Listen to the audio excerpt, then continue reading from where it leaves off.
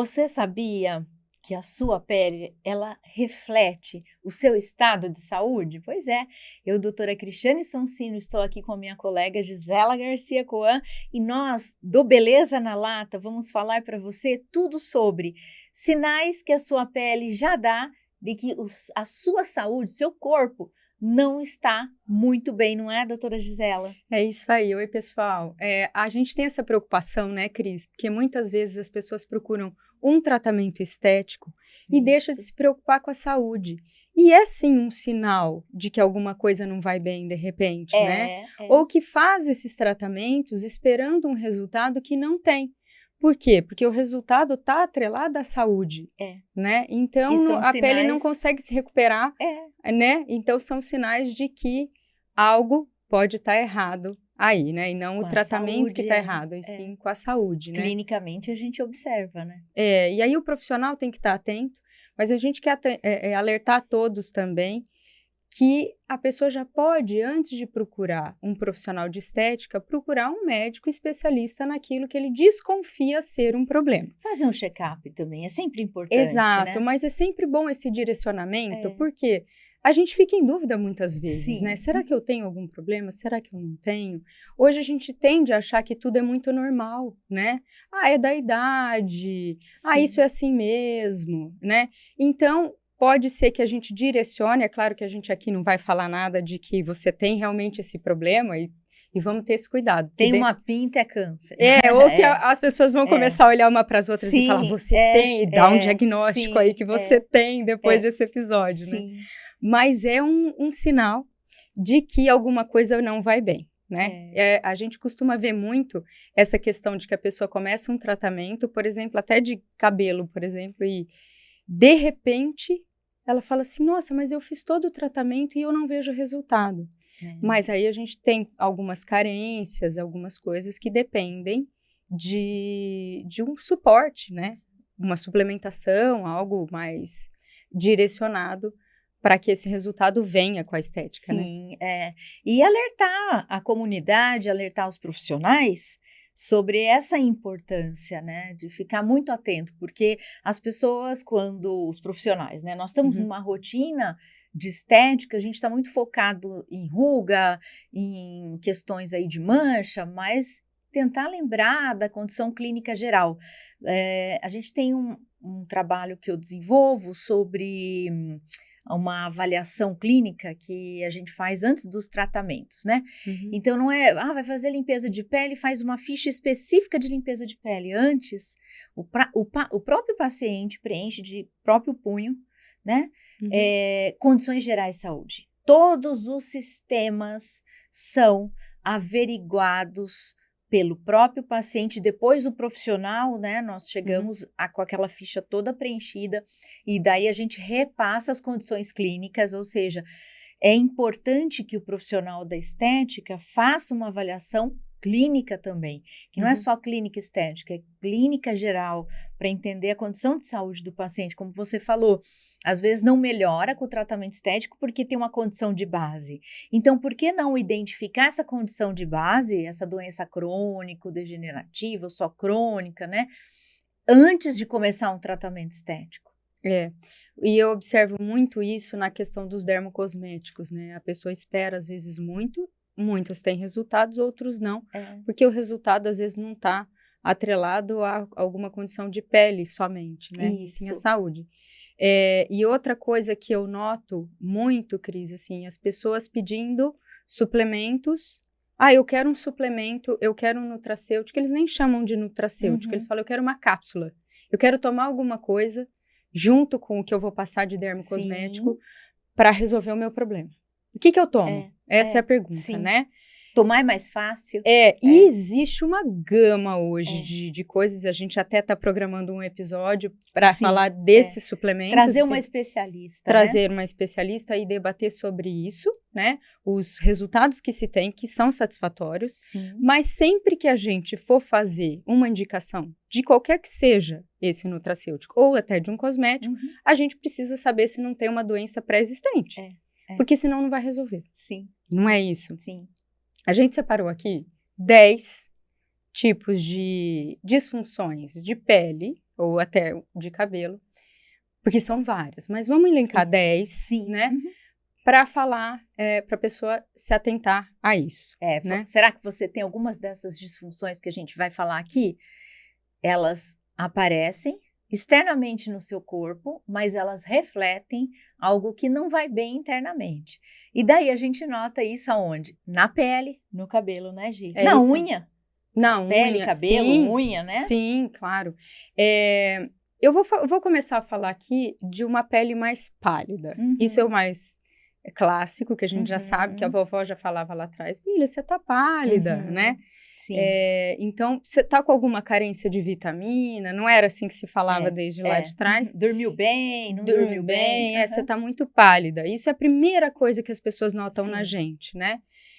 Principalmente na gente que é muito branquinho. Então, fica até um pouco mais difícil da pessoa entender o que é a pele pálida na pessoa que é muito branquinha, né?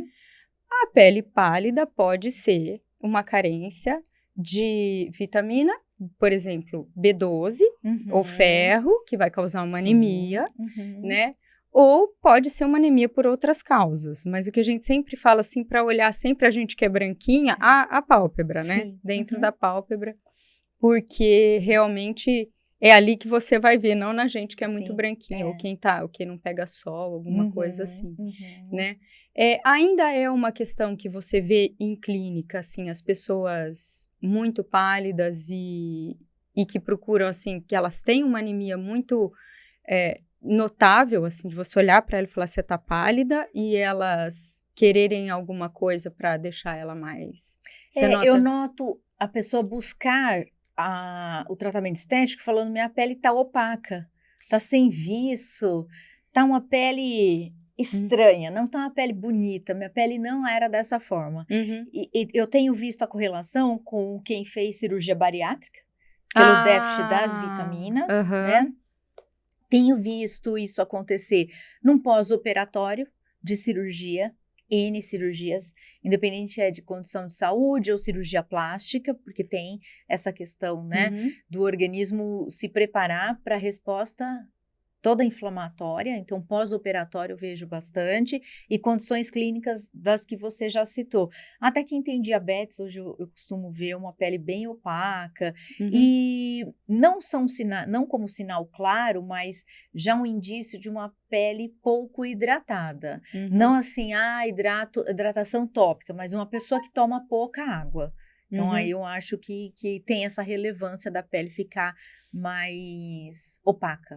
O que eu vejo muito relacionado à palidez hoje é as pessoas buscarem maquiagem. Então, elas vão na maquiagem, eu tô pálida, e vai lá e usa muita maquiagem. Para disfarçar. Para disfarçar, ou pega sol, vai lá e fica um pouco no sol, porque quer um ganho de cor nessa pele, mas não se atentam, às vezes, a essa deficiência de vitamina, principalmente a B12, a absorção de B12. É comum, assim, eu tenho visto isso, assim, a deficiência de B12, e começa com uma palidez, mas a pessoa já é branquinha, ou pega menos sol, porque são pessoas, às vezes, que trabalham em ambiente fechado, um dentista, um médico ou escritório, e aí ela não pega sol, e aí ela começa a falar, não, mas essa palidez é porque eu não tô pegando sol. Mas então se atentem se essa palidez realmente é ausência de sol, né, de você pegar um pouco mais de cor, ou se realmente é uma anemia. Mas dá para ver até em quem tem fototipo alto, a pessoa fala assim, eu estou desbotando. É um relato, quem é moreno, né, fototipo alto, a pessoa comenta, acho que eu tô desbotando, preciso tomar sol, né, mulheres realmente maquiagem, porque eu preciso de cor, então realmente. Agora, tem um alerta, não se deve suplementar vitamina sem dosar, né, Gi? Sim, porque tem casos em que você pode suplementar a B12, mas ela não tem absorção. Sim. Então, não adianta. Então, aí é procurar um médico e um especialista. E fazer uma suplementação já voltada para as disfunções identificadas. Para esse tipo de disfunção, principalmente, porque é bastante sério também, né? E não ficar cobrindo com maquiagem, né? Não tentar. E aí, você falou da pele muito seca, extremamente seca, que a gente pode pontuar como um segundo sinal também de que a saúde não tá legal. Então, uma pele extremamente seca, aí você já falou da questão de diabetes, né? Não está bem controlada, fica uma pele mais opaca também. Opaca, sem viço. E ainda, ela craquela, né? A gente chama até xerose, pode acontecer de ter xerose cutânea, craquelada, toda rachada, com coceira, pinicação. Isso são alguns sinais de que a pessoa está em desidratação ou tem alguma condição clínica que promove um hipotireoidismo, por exemplo, que é uma diminuição da função da glândula tireoide, dos hormônios tireoidianos, então pode causar isso também, mas ele vem junto com vários outros sinais, que é extremidade fria, um cansaço extremo, então aí tem que dar uma pesquisada nesse sentido. Carência de vitamina E também pode ser que aconteça de uma pele extremamente seca. A suplementação com ômega 3 também é legal, né? Porque aí protege a membrana celular e aí a sua célula... Melhora a inflamação. E a sua célula fica com uma função melhor e aí vai te ajudar nessa questão de função barreira de pele. Então, é possível a gente, se não tiver uma doença pré-existente, fazer uma suplementação simples de vitamina E, por exemplo, algumas coisas nesse sentido. O próprio ômega 3... né? E não adianta só passar tópico, né? Só hidratar, né? Exato. Se tem uma pele extra seca, pode ser uma disfunção também hormonal e tudo mais, então tem que se avaliar. Então, se a tua pele tá extra seca, a gente não fala pele seca, a gente fala uma pele extra seca, onde você falou, tem coceira, tem descamação, não é só uma pele seca, né? Então, tem que avaliar realmente essa questão, mas pode sim suplementar, a gente tem suplemento para isso, desde que essa doença pré-existente seja reconhecida e controlada. E sinais até de que, se for na mulher que está entrando na menopausa, ou às vezes algum fármaco pode causar isso, né, Gi? Por exemplo, o Roacutan. Então, notou alguma diferença na pele em uso de fármacos, né, como esse que eu citei, você pode procurar o médico para ver como você pode cuidar dessa pele, porque se a parte externa está mostrando esse ressecamento, imagina a parte interna, né, Gi? Sim, importantíssimo. Importantíssimo. E aí, quando diagnosticado, você tem tipo um hipotireoidismo e você está no controle dele ainda, não tá ainda, você está com diabetes, ainda está no controle, você tem hoje ativos em cosméticos, que você tem mais hidratação de pele, e você tem a vitamina E nos cosméticos também, e você tem a suplementação. Então, na parte estética, a gente consegue ajudar muito também para quem já tem essas doenças de, vamos dizer, não vou dizer congênitas, porque nem todas são congênitas, mas uma doença já instalada há algum tempo e já vem tratando, então... Na parte estética, a gente consegue ajudar bastante também. Né? Eu gosto bastante do LED azul. O LED azul, ele estimula os canais de aquaporina na pele, que são canaizinhos de proteína que servem para passagem de água para dentro e para fora da célula. E a gente sabe que a aquaporina não tem só na pele. Então, endotélio e vários outros tecidos de órgãos do nosso sistema tem esse canalzinho de proteína. Então, Gi, a gente consegue estimular a hidratação ativa por meio de equipamentos. Então, cosmético, né? Aí é tua praia, então tem bastante princípio ativo ativa, né? O glucoglicerol, ele ativa canais de aquaporina, então tem bastante aí princípio ativo. E tem também equipamentos. Eu gosto do LED azul e eu gosto da microcorrente. As microcorrentes, elas, por meio de corrente elétrica, sem dor, o paciente não sente nada, a gente consegue normalizar essa pele, diminuir a inflamação. E principalmente, se houver indicação, fazer uma vasodilatação para trazer mais oxigênio, nutrientes e água para a pele. A pele fica robusta, com viço. Então, quem tem patologias e o médico prescreve ou indica melhora de hidratação ou melhora cutânea, no consultório de fisioterapia dermatofuncional, a gente consegue dar uma melhorada e fazer uma associação terapêutica, um trabalho interdisciplinar muito bom. Eu tô escutando tanto, agora você falando, eu tô escutando tanto na internet, uma polêmica, até eu achei boba de cara, assim, mas eu tô vendo que tá polemizando, tá polêmica a coisa, tá gerando um burburinho.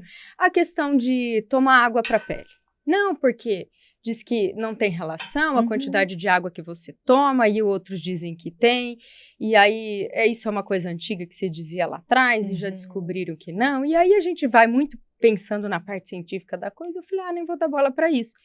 Mas depois eu falei, não, mas o negócio, as pessoas estão comentando muito sobre isso, né?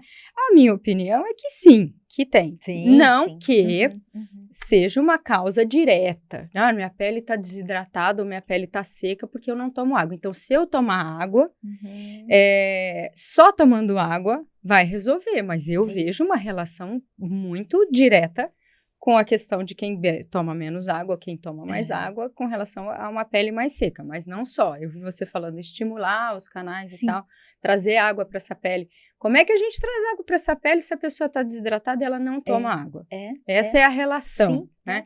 Imagina não é a única. Que aplica o LED azul para atuar no canal de proteína se não tem água para passar. A radiofrequência, então tá tudo muito depende atrelado, de um tecido dependente, bem hidratado, né, da quantidade de água que você toma também. Mas não é a única, não quer dizer que você vai tomar uma quantidade muito maior de água e que a sua pele não vai nem ter ruga. Não, mas é que tudo é muito extremista, né? A questão da rede social, às vezes, ela é muito extremista, né? Extremista. O sim ou não é muito direto, né? E a gente sempre tem um em depende, saúde, né? Não tem sim ou não, né? A gente não é sempre tem um depende no meio do caminho, né? É ciências biológicas, não é exato. Né? A gente sempre... Depende. Sempre as pessoas perguntam alguma coisa pra gente, a primeira resposta depende. Às vezes eu me seguro um pouco para não falar depende, mas... Depende, mas a minha opinião... Depende, eu vou te explicar o porquê, mas depende, né? Mas eu sinto, pacientes que não tomam muita água, é muito difícil o equipamento performar, porque é uma pele desidratada. Então, eu vejo que pacientes que têm um skincare adequado e pacientes que fazem o uso de hidratação oral, a resposta terapêutica no dia, até para o aparelho performar, ela é muito melhor. Aquece mais o tecido, por exemplo, uma radiofrequência, eu preciso aquecer o tecido. Mas às vezes não consegue porque não tem água ali no tecido, né? E aí uma outra coisa que você falou, quando falou da pele descamativa, é a questão de oxigênio e nutrientes chegar nessa pele. Sim. Né? Além do que a gente fala de ter água na pele, a gente precisa ter oxigênio e nutriente. Né? Então, quando a gente fala de pele descamativa, tem uma disfunção de pele que a gente olha onde a pele solta partículas maiores nessa descamação. Não é só aquele farelinho, é realmente você vê plaquinhas de pele secas soltando.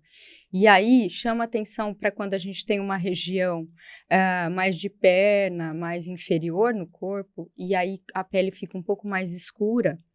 E você começa a notar essa descamação mais intensa. É uma inflamação importante, né? Então, aí já é um diagnóstico muito mais importante, porque aí recai o que você falou. Não está chegando nutriente para essa pele. Não está tendo nem oxigênio, nem nutriente. Sim. O que mostra para o profissional que você não tem uma boa circulação periférica ali. Sim. Então, pode ser uma disfunção até cardíaca e muito séria. Uma disfunção, de repente, de vascular significativa, né?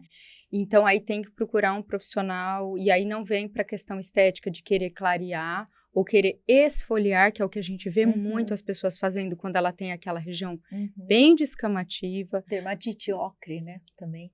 E aí você vê o pé muito rachado, né, que não é uma rachadura normal, é uma rachadura que sangra, tem ferida, e essa região mais, que você vê que você tem às vezes um edema, ele inchou, depois ele desinchou.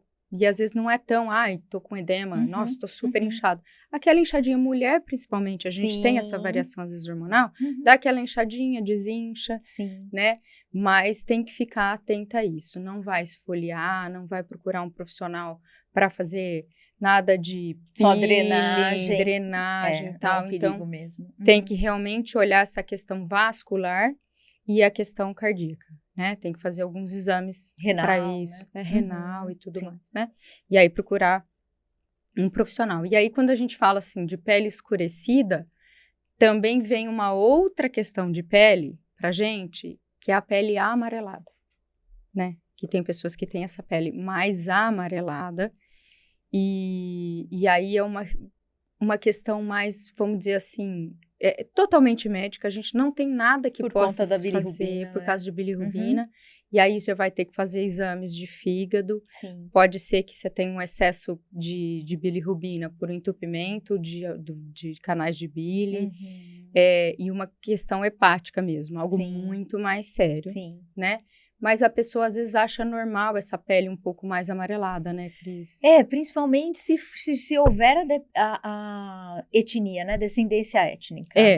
Quem tem a descendência étnica, os orientais, por exemplo, eles têm um tom mais amarelado de pele. Eles têm mais dificuldade de identificar precocemente essa disfunção hepática, enquanto que outras etnias não têm essa característica. Então, pessoal, pele amarela realmente pode significar distúrbios muito sérios. Importante aí a gente buscar um médico para fazer os exames de rotina. Porque às vezes é como você falou, às vezes a pessoa tem a pele um pouco mais morena e ela nota uma palidez, então ela dá uma amareladinha. Não precisa ser muito amarelo, né? Uma amarelada. Depois, com a evolução, você nota a esclera, essa parte branca do olho aqui já amarela, mas aí isso já é uma já tá moderado. Já é uma evolução. Mas a gente vai notar essa pele. Se você atende sempre esse paciente para quem é profissional e nota que o tom de pele dele tá mudando, porque o profissional, ele acompanha muito esse paciente, ele começa a conhecer mais o paciente em questão de pele, de tom de pele, como é que tá a tua pele. Então, esse acompanhamento, o próprio profissional olhar isso, se a pessoa não tá mudando o tom de pele, não era assim, agora tá assim, né? A própria questão de manchinhas de pele, nossa, essa tá aumentando, é um sinal importante, né? Puxando esse gancho aí de às vezes um câncer de pele, né? O profissional ir olhando e acompanhando isso. Ou as pessoas mesmo que têm uma preocupação com câncer de pele, tem algumas manchinhas que elas mudam de tamanho, elas mudam de cor, isso é bastante significativo. Ela passou a coçar, então tem que sangrar, né? Ela tem mais de uma cor, ela tem uma borda irregular. Então, aí procurar um profissional nesse sentido. E quando fala de mancha, Gi, as pessoas pensam só em mancha escura. Mas as manchas branquinhas, algumas delas podem ser tumores. E as pessoas, assim, eu já tenho paciente que isso aconteceu, tinha uma manchinha pequena, branca, em região íntima. E não tinha mais mancha em lugar nenhum. Então, em fazer algum procedimento estético, a pessoa às vezes não sabe que tem uma patologia autoimune, ela pode ter essa patologia autoimune exacerbada. Ela vem à tona, né? E aí, por exemplo, o vitiligo. Tem muita gente que tem vitiligo e não sabe. Porque manchinha branca, você pode associar com catapora que teve, né? Principalmente se for um vitiligo muito silencioso, que ainda não deu o ar da graça. Então, é importante sempre acompanhar, mesmo as manchas mais claras. Como eu disse, as pessoas tendem a se preocupar com o quê? Com mancha escura. Então, mancha escura eu me preocupo. Mancha clara eu tô mais tranquilo. E não, a gente tem doença autoimune severa, que pode evoluir com severidade, sendo mancha clara. Então, acho que é importante a gente alertar aqui as pessoas para que você olhe mais o seu corpo para ver que tipo de mancha tem. Se é escura, clara, para ver se tem mancha, né, Ju? Avermelhada. Então... e falando em mancha clara também, hanseníase. Aqui em Ribeirão Preto, os índices a prevalência é altíssima de hanseníase e as pessoas só vão para um diagnóstico quando começa a perder movimento, perder sensibilidade. Então, mancha na pele avermelhada ou mancha na pele esbranquiçada, pode falar em algo mais severo. Severo. A gente pensou em trazer aqui coisas que são mais simples de ser diagnosticado em casa, porque doença de pele tem muita coisa e cabe o dermatologista avaliar melhor, né? Mas muita coisa que parece muito simples em casa e que realmente você está falando, isso pode se agravando, né? Então, a gente traz muito um alerta do que, olha, se começou, fica atento, procura um profissional, né? Que pode ser mais sério. E o próprio câncer de pele, antigamente a gente tinha só os sinais clássicos, né? Sim, A, B, C, D. E a gente tinha o A, B, C, D. Sim. E hoje a gente já sabe que a coloração, ela pode não ser, o C era a coloração dessa mancha. E hoje a gente já sabe, tem alguns pesquisadores na USP aqui em Ribeirão Preto que demonstraram que tem câncer de pele que não tem coloração. É o vaso celular, né? Aquele branquinho. Fica uma descamaçãozinha branca e pode ser tumor. E pode ser tumor. Sim. E as pessoas falam, não, é porque tem que ter uma coloração. Acne, Não, né? Uma outra coisa, já que a gente está falando de coloração de pele, de mancha de pele, é a questão do melasma. Melasma, o famoso, né? O famoso. Temido, odiado. Porque a gente volta a falar dele sempre, né? Porque a gente sempre fala, a questão do melasma é o sol. É o que a maioria das pessoas pensa. Mas não, é uma doença muitas vezes inflamatória. Então, se você tem um melasma e ele vem piorando, sem que você está se expondo ao sol, então pode ser um sinal de uma inflamação ou de uma diferença hormonal, vamos dizer assim, aumentou estrógeno, ou você tá com anticoncepcional que de repente aumenta essa pigmentação, estimula mais o melanócito, né? Alterações hormonais, vamos dizer assim, significativas. Eu não me expus ao sol, mas meu melasma tá piorando muito, né? E ser inflamatório também. Alguma coisa inflamatória. Que a gente fala sempre disso aqui. Só inflamação, Só inflamação. Mas no melasma, a gente sabe, assim, tem várias vias de estímulo para que uma pessoa tenha, né? A gente está falando bastante de inflamação, de hormônios, né? Mas, naturalmente, existe uma via que, quando eu coloco o meu olho na claridade, e essa claridade ela vai via nervo óptico no meu cérebro, isso é horrível para o desenvolvimento do melasma, porque o cérebro manda uma mensagem para a hipófise e ela produz o MSH, hormônio melanócito estimulante. Então, essa via que a gente fica bem preocupado com ela e é difícil um pouco de combater, porque não tem evidência científica que se colocar óculos de sol, a gente evita que isso aconteça, né? E não é só o sol, é a claridade do estúdio, é a claridade do celular, que a gente fica deitado na cama com a tela, né? A tela do computador. Então, esta via de estímulo, via nervo óptico, ela é muito importante. E aí, a gente sabe que até dormir mal à noite. Se eu durmo mal à noite, eu tenho um desequilíbrio do eixo hipófise, né? Neurohipofisário. E aí a hipófise fica produzindo MSH, esse hormônio melanócito estimulante. Então, assim, tudo é uma cascata, né?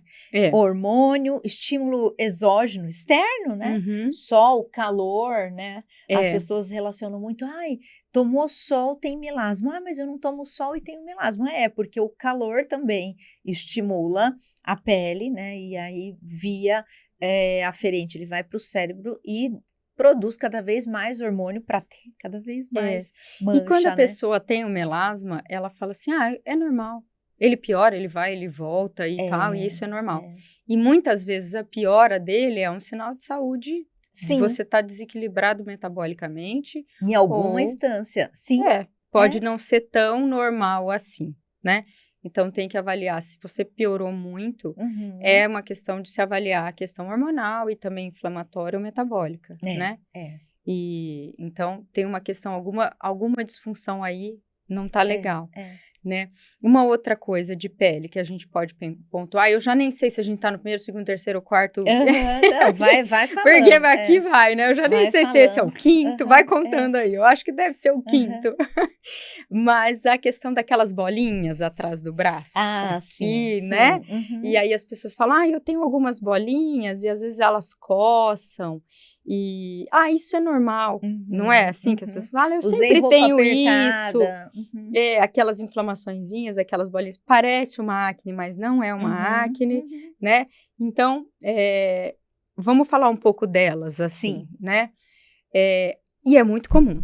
E até onde a gente sabe, pode ser alguma hipersensibilidade alimentar, por exemplo, ao glúten. Sim. É muito clássico quando a pessoa tem isso, ela tem uma hipersensibilidade ao glúten ou à lactose, por exemplo, né?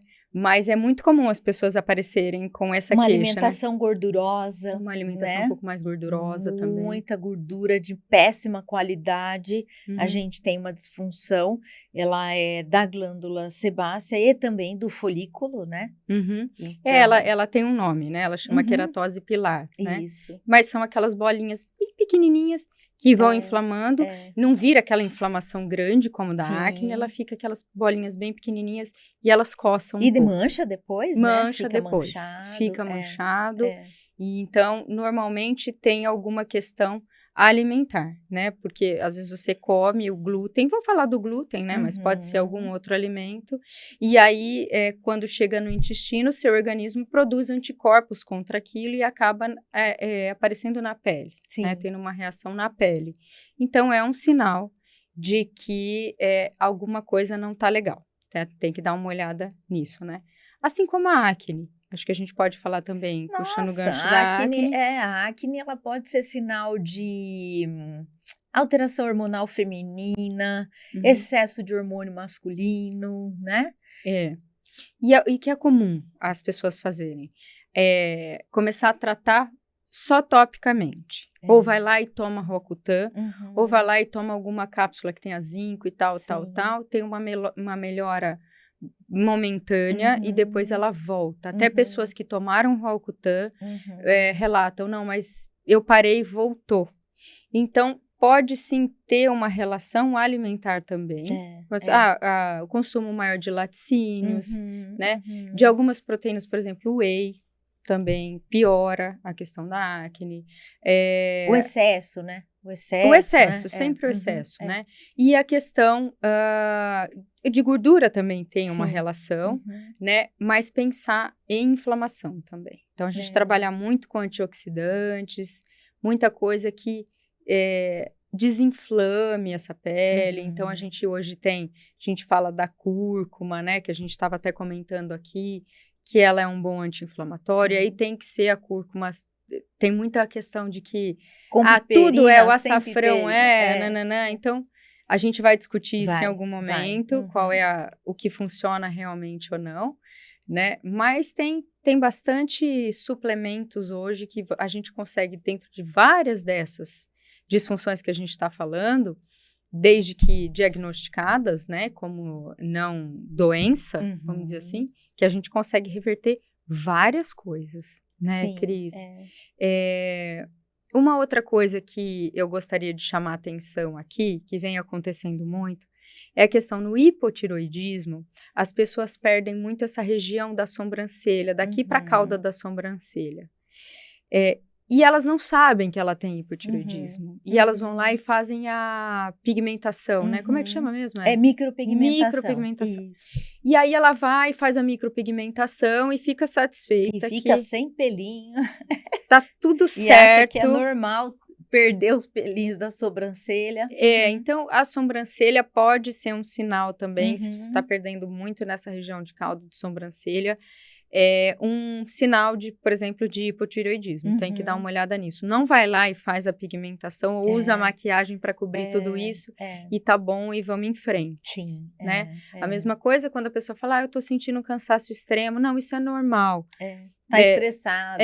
O tema aqui hoje é pele, mas a gente já chama atenção para isso. Assim, o episódio que vem a gente vai falar um pouco disso, né? Sim. Do que é normal e o que não é normal. E o que pode ser feito. Mas no caso de a gente falando de pele, de sobrancelha, seria isso, assim. A mesma coisa para dermatite seborreica, né, que quem tem a caspa também não é algo normal. Sim. Não é normal. Não, você tá com uma oleosidade excessiva, por exemplo, em couro cabeludo, em pele. Sim. Essa pele tá desequilibrada. E gera crosta, né? Gera crosta, acúmulo de sebo, né? E isso serve de alimento para micro-organismo e ambiente propício para proliferação de micro-organismo, né? Então, a pessoa também acha que é só uma caspa e, na verdade, pode ter contaminação ali, né? E vai lá e compra um shampoo anti-caspa, fica passando aquilo e não para pensar que pode ter alguma alteração metabólica significativa. Sim. Né? Então, eu acho que a gente pontuou os 10 um pouco mais. É isso. Se alguém tiver alguma dúvida, mande pra gente, tá? E a gente tem algumas perguntas a serem respondidas. Ainda bem, né? Que acho que as pessoas estão participando mais, mandando mensagem pelas nossas redes sociais, né? Hoje, já quero até aproveitar para convidar vocês aí para curtir, compartilhar, clica no sininho para que você seja sempre notificado aí dos nossos episódios. E a gente está adorando que vocês estão mandando mensagens e pedindo informações, fazendo perguntas, daí a gente respondeu no inbox, no direct, sempre assim, olha, pode deixar que a gente responde, em um dos episódios a gente vai responder. E a gente pensou aí em fazer um bate-bola, né, um beleza na lata, Vamos fazer na lata. Mito e verdade, né? Eu posso te fazendo as perguntas, você vai respondendo, vai porque eu tô com elas aqui. Tá. Ó, a radiofrequência trata apenas gordura localizada? Radiofrequência, ela serve para gordura localizada e flacidez de pele. Então, mito, não é só para gordura localizada. Quando ela aquece a pele, estimula colágeno, elastina ácido hialurônico, então serve para ruga, para estria, para flacidez de pele. É maravilhoso, né, Cris? A radiofrequência, sim. A radiofrequência, porque você trata, por exemplo, a gordura localizada e essa pele, que era uma bexiguinha, ela acaba ficando flácida, não tem como. E aí você não vê o resultado se você não faz a radiofrequência, né? É vida, como as pessoas dizem, né? Uma segunda, a radiofrequência melhora a aparência das estrias? Por que a radiofrequência melhora a aparência da estria? Sim, respondendo, então, a radiofrequência é muito legal para estrias, ela gera um processo inflamatório, estimulando o colágeno pelo aumento de temperatura. Não é só colágeno, é colágeno, elastina, ácido hialurônico, então toda a matriz fibrilar e não fibrilar. A estria que está abauladinha, ela acaba sendo bioestimulada, e daí ela tem uma recuperação do tecido. Então, radiofrequência é muito bom para estria. Legal, essa eu não tinha associado com estria. A radiofrequência trata melasma? Então, aí vem a preocupação maior. Se eu falo que a radiofrequência, ela aquece o tecido em 40, 42 graus, e por isso que gera inflamação, tudo que eu não quero no melasma é alta temperatura e inflamação. Então, a gente é até contraindicados a radiofrequência para quem tem melasma. Agora, é sobre criofrequência, tá? Sim. A criofrequência é igual à criolipólise que congela a pele? As pessoas confundem, mas não é igual. Criofrequência é uma radiofrequência, só que a ponteirinha está congelada. Então, a ponteirinha fica toda resfriada, até com gelinho. E esse gelo, ele faz o quê na pele? Deixa a gente com hipopercepção. Então, a gente anestesia um pouco os receptores sensitivos, deixa de sentir aquele calor insuportável, às vezes, de 40 a 42 graus. Então, eu fico de boa, consigo suportar, mas no fundo da pele, a gente aquece até 60, 50 graus. Só né? A ponteira, então, que está resfriada? A ponteira que está resfriada, na criofrequência. Então, criofrequência é um tipo de radiofrequência com ponteira resfriada. No fundo, esquenta, na parte superficial esfria, diferente da criolipólise. Criolipólise congela tudo, vira um picolé, então eu tenho realmente um resfriamento da pele. Legal. Tem gente inteligente, né? Não, o pessoal tem feito perguntas aí, né? Mas é uma confusão muito grande mesmo. Criolipólise com criofrequência, de ser a mesma coisa. O microfocado é igual ao Lavian? Essa é outra que... São duas tecnologias que estão em alta, né? Lavian e microfocado, mas não. O ultrassom microfocado, ele é um ultrassom, né? E o Lavian é um tipo de laser. Então, são tecnologias diferentes, com objetivos terapêuticos diferentes e indicações bem específicas. Então, são tecnologias que não são a mesma coisa. O que é a mesma coisa, que as pessoas têm, assim, feito muita confusão, é o nome comercial do microfocado. Então, quando eu falo microfocado, as pessoas não entendem. Se eu falar ultraformer, as pessoas entendem. Então, o ultrassom microfocado, ele tem nomes comerciais, né? Eagle, Hypro, Ultraformer, 5D, enfim. Ultera. Então, a gente tem aí várias tecnologias, né, de empresas diferentes. Para quê? Para o microfocado, micro e macro focado. Seria legal associar os dois, não no mesmo procedimento, mas em momentos escolhidos pelo profissional. A associação terapêutica dos dois é fantástica. Nunca deixar de fazer o microfocado, porque ele trabalha músculo também, diferente do Lavian, né? O Lavian é mais pele, mas a associação de ambos é espetacular, legal, né? A gente gosta de ver o resultado. E aí se associar, aí a gente já falou de radiofrequência, então a gente tem que realmente procurar um profissional que vai fazer esse protocolo bonitinho para não perder nada, né? E, gente, continua mandando para nós as suas dúvidas, essas dúvidas que vocês têm de tecnologia, de nutracêutico, de protocolo, que vocês estão vendo de moda, de burburinho, é verdade, não é? Porque nós estamos aqui para esclarecer, né, Gi? É isso aí. E a gente começa a estudar um tema, e aí a gente começa a debater esse tema entre nós duas. Cris, mas será que é isso? Será que é aquilo? E a gente adora isso, né? A gente gosta de ir atrás e procurar profissionais que talvez entendam mais do que a gente em determinado assunto, né? Então a gente corre atrás. Pode mandar que se a gente não souber, a gente busca quem sabe. E vem mais convidados por aí, aguardem os próximos capítulos, né? Os próximos episódios, porque a gente quer falar de beleza na lata com vocês, né, gente? É isso aí, já estamos preparando o próximo, vem surpresa por aí, né? Muita coisa legal para falar, e aí a gente agora começa a dar um pouco mais de indicações do que pode ser feito. Hoje foi muito um alerta, coisas que nos preocupam e que a gente vê acontecer. E que quase ninguém fala sobre. E que quase ninguém está falando sobre, então a gente quer que as pessoas comecem a se alertar, porque é um canal que fala de saúde também. Então a gente às vezes vem falando sobre estética. É importante que a gente fale sobre saúde, porque a gente fala, o equipamento tal faz isso. O cosmético tal faz isso. E aí agora a gente vem falar... estética é só a beleza, né? E aí agora a gente pretende falar sobre suplementos e a gente se preocupou em trazer antes de falar sobre suplemento, que a gente tem medo das automedicações, de que as pessoas não se atentem, elas começam a querer se tratar em casa e não se atentem a algumas coisas que são extremamente importantes, que vem ser a saúde. Então, a gente quer que as pessoas tenham esse discernimento do que a gente vai falar aqui. É uma indicação, desde que se tenha saúde e não se tenha doença, né? E acaba sendo mesmo a saúde estética, né?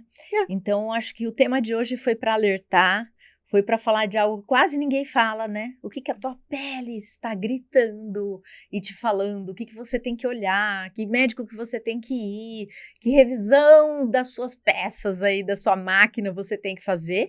Isso é muito importante, né, Gi? Para profissionais também ficarem mais atentos a, né? Algumas doenças autoimunes que estão vindo, né? Coisas muito importantes aí, que às vezes é um sinal tão pequenininho, mas que no organismo é um sinal extremamente importante. Né? É muito significativo. Sinais sutis, mas que para chegar no externo é porque o interno ele tá bem severo, né? Ou ele já tá com uma atividade crônica, né? Às vezes não é severo, é leve, mas é crônico. Então isso é importante ser falado, né, gente? É isso aí. Então, o próximo episódio, gente, já vai fazendo perguntas, conversando conosco, tá?